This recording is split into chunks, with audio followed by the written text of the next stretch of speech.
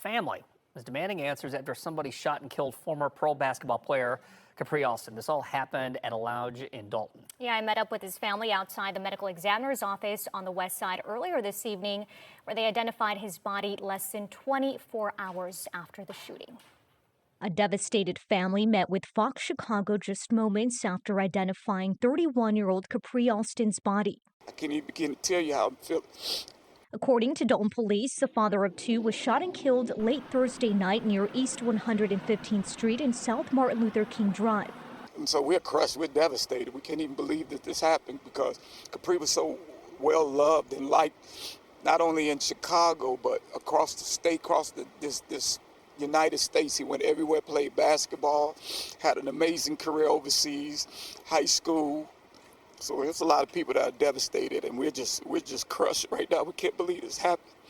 A father walked out of Cigar Lounge on a Thursday night in Dolton, Illinois, and never made it home. A man who had traveled the world, built a career out of pure grit and talent, and come back home to raise his kids, shot down in the street before anyone even had a chance to call for help. And right now, the person who pulled that trigger is sitting in a custody cell, but not one single charge has been filed. So, what is actually going on here? Welcome back. Hit that like button, subscribe to CrimeLab Report, and smash that bell icon, because cases like this don't need to be ignored. They need attention. They need justice. They need to be told. Khapri Alston was 31 years old, born and raised right there in Chicago, Illinois, a kid from the South Side who turned his size, his skill, and his work ethic into a professional basketball career that took him across 8 countries. England, Argentina, Chile, Uruguay, Bolivia, Indonesia, the Philippines. He wasn't just playing, he was winning.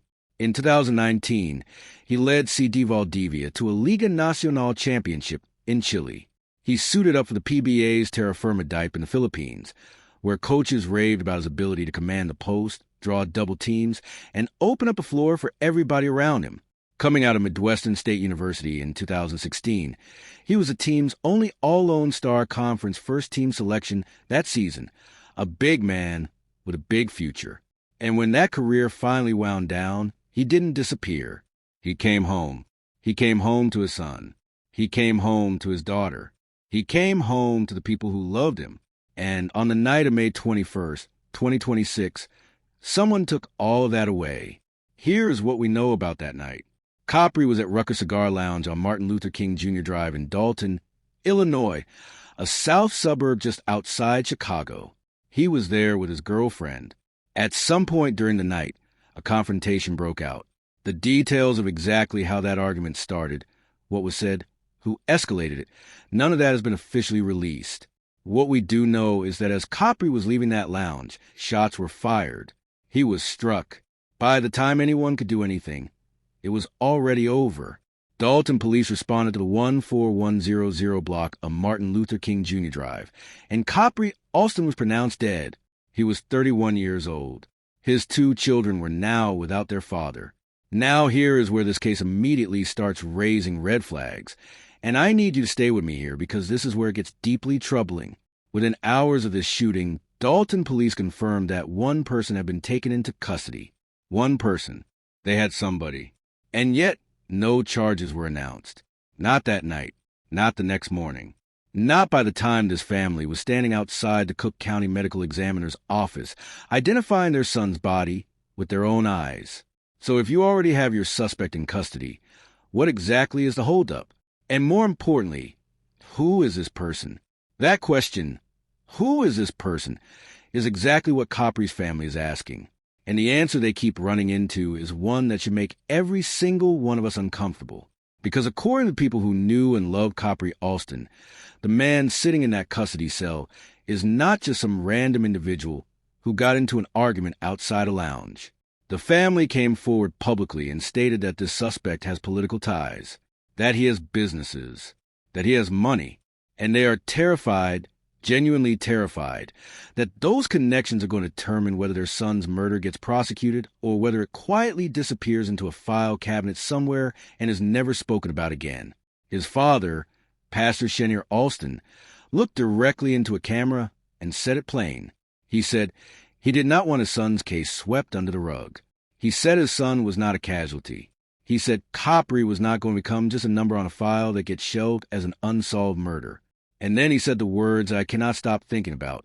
He looked toward that shooter and said, "You didn't have to kill my son. You didn't have to kill him. This could have been resolved. You should have just walked away." A lot of businesses, and we just don't want his political ties and his money to influence where this is swept under the rug. And, it's just, my son is just not he's not going to be a casualty. We want justice for our son. He's not going to be somebody's number or that's fouled away as an unsolved murder. It's basketball. Ever since the ball touched his hand, he just always was a kid that he just loved basketball. He just wanted to play basketball. And he just wanted to just be a dad. Basketball and be a dad. That's all he wanted to do. Nothing more, nothing less. Now I want you to stop and really sit with that for a second. This is a grieving father, a pastor, a man who had to travel to Chicago because his son was shot dead in the street. And instead of being allowed to grieve in private, he is standing in front of news cameras outside the medical examiner's office, pleading with the public not to let this case get buried. What does it say about a community when a family feels like they have to fight this hard just for a murder investigation to be taken seriously? And here's why that fear is not paranoia. It is based in documented reality. Because Dolton, Illinois is not just any suburb. This is a town that has spent the last several years at the center of one of the most jaw-dropping local corruption scandals in Illinois history. Their former mayor, who served from 2021 to 2025, ran the village into a $3.6 million deficit, allegedly billed taxpayers for a personal hair and makeup team, took lavish trips on the public's dime, and triggered a full federal FBI investigation. The village is currently suing a major bank, claiming she stole $1.9 million in public funds. Critics called her the worst mayor in America. She was voted out by 88% of her own constituents. That is the environment Khapri Alston was killed in. That is the institutional backdrop this family is navigating while trying to get justice for their son. So when they stand up and say they are worried that political connections might influence this investigation, you have to understand they have seen with their own eyes what those connections can do in this town. So let me ask you something directly. If the roles were reversed, if it was your family member, would you trust the system? Because that is the question that keeps circling back every single time I dig deeper into this case. And as someone who researches these stories, who sits with the facts, the timelines, the family statements, the police reports, I can tell you that the combination of elements in this particular case is one that I do not take lightly. You have a victim with a public profile. You have a suspect already in custody. You have a family openly alleging that political influence could derail the prosecution. And you have a town with a freshly documented history of exactly that kind of corruption playing out in real time. That is not a conspiracy theory. That is a pattern. And patterns in true crime are everything. Now, let's talk about Capri himself for a moment. Because I think in a rush to cover the controversy, it would be very easy to reduce this man to a headline. And he deserves better than that. This was not just a former athlete. This was a father who had already done the hard work of building something real after the spotlight faded. Most people never make it to a professional basketball court in any country. Capri played professionally in 8 of them, 8 countries. He competed at a level that less than 1% of players who ever pick up a basketball will ever reach. And when that chapter closed, he did not spiral. He did not disappear. He came back to Chicago. He came back to his kids. He was present. He was loved. His father described him as someone whose life centered entirely around basketball and his children. And in that order, those 2 things tell you everything you need to know about who this man was. His son and his daughter are now growing up without him. Let that land. 2 children who will have to piece together who their father was through photographs, through stories, through whatever footage exists of him on a basketball court in Chile or the Philippines or Uruguay. And the person responsible for that is sitting in custody right now, uncharged, while this family waits. Now I have been doing this long enough to know that charges take time. I know that prosecutors need to build cases carefully. I understand that custody does not always equal immediate charges. But here's what I also know. When families go public with allegations about a suspect having political pull, that changes the dynamic entirely. It puts pressure on the system in a way that silence never could. And I believe that is exactly why Pastor Alston chose to stand in front of those cameras. He is not just grieving. He is applying pressure. He is making sure this case stays visible. He is making sure his son's name does not fade. So here are the questions that remain wide open right now, and that I believe every person following this case needs to be asking loudly. Who is this suspect? What are these alleged political ties specifically? Why has no charge been filed despite someone being in custody? Was there any prior history between the suspect and Capri? And what exactly happened inside that lounge before the shooting? Because that confrontation did not start in a vacuum. Those questions matter. They matter because in cases like this one, the answers have a habit of either arriving quickly or not arriving at all. And the window between those two outcomes is exactly where justice either gets served or gets swallowed. I have watched too many cases involving victims with no famous last name, no NBA contract, no highlight reel. Cases where the family screamed into void and nobody listened. Khapri Alston had a career that took him around the world. He had a father willing to stand in front of cameras and name his fear out loud.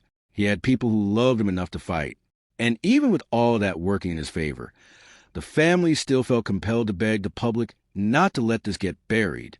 That tells you something about how little faith communities like Dolton have been left with after years of watching power protect itself. And I want to be very clear about something. The suspect in this case has not been charged. They have not been convicted of anything. What I am reporting to you is what the family has stated publicly, what police have confirmed, and what the documented history of this town makes impossible to ignore as context. But the family's fear, that fear is real. That fear is documented. That fear was spoken out loud to news cameras less than 24 hours after their son's body was identified at the Cook County Medical Examiner's office. And that fear deserves to be taken seriously by every single person watching this video right now. Because here's the reality about Dolton, Illinois, that I need you to understand fully. This is a town where the violent crime rate runs nearly 60% above the national average. This is a town where residents have a 1 in 177 chance of becoming a victim of violent crime in any given year.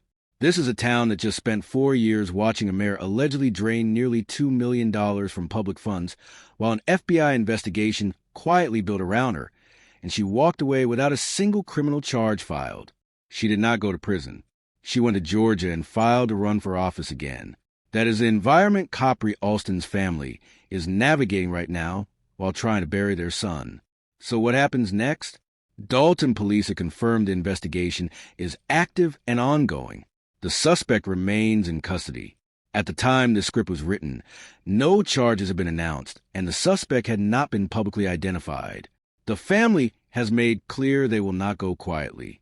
Pastor Shenier Alston is a man of God with a public platform, and the kind of grief that does not soften with time. It sharpens. And I will be monitoring this case closely because the moment charges are filed, the moment that suspect's name becomes public record, the moment any connection to local politics is confirmed or denied, this story is going to open up in ways that will demand a full follow-up. Because Khapri Alston was 31 years old. He played basketball on 4 continents. He won a championship in South America. He came home to raise his kids. And on a Thursday night in May 2026, he walked out of a cigar lounge and was shot dead in the street while his girlfriend stood nearby. A man who survived 8 countries worth of professional basketball, who competed, who won, who built something, did not survive a confrontation outside a lounge in the town he came home to. His father said it best. He said his son was not a casualty. He said his son was not going to be a number on a file. And as long as this case is open, as long as that suspect sits uncharged, as long as those children grow up without their father, I will keep saying his name. Khapri Alston. Say his name. If you have been following this case or you know anything about what happened that night in Dolton, drop it in the comments below. And if you want justice for Capri, share this video. Because sometimes the only thing standing between a covered-up murder and a conviction is the number of people who refuse to look away. I will see you in the next one.